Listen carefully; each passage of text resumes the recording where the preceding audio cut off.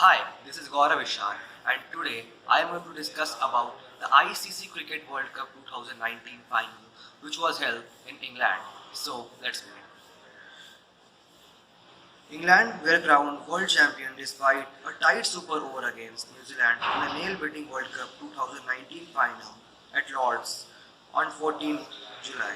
This was the first time a super over was used in a 50-over World Cup final. Chasing 16 in the super over, New Zealand managed 15, but England won because they scored more boundaries in the match and in the super over.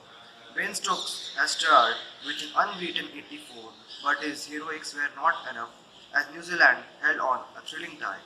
Lockie Ferguson and James Neesham struck crucial balls at the death, while Trent Boult conceded 14 in the final over when England needed 15 to win the title clash without having to go to the super over.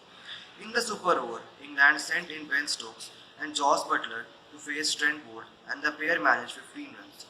Jofra Archer bowled the super over for England and did an excellent job restricting the Kiwis to 15 to trigger massive celebration in the stadium and all around the United Kingdom. This one has to go down as one of the best finals in the history of World Cups. Both teams played high attrition cricket on a pitch where run making was not always easy. England's pacer Chris Woakes, Jofra Archer, Mark Wood and Liam Plunkett were brilliant up front before Lockie Ferguson bowled a sensational final spell to produce some thrilling moments in the World Cup finale.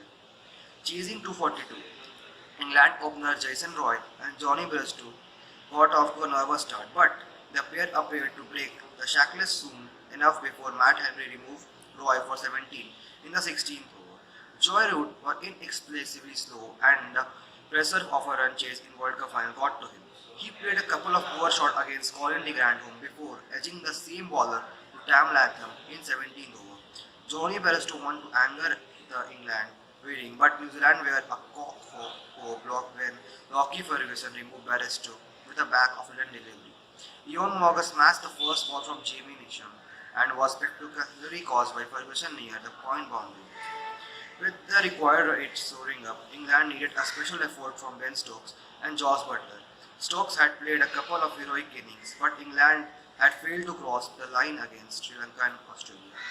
The stakes were high for England on 14 July, and Stokes was at it again for his country. Josh Buttler had a middling World Cup before the final. Moreover, he was not needed to bat in a few runs game because the top order had done the job.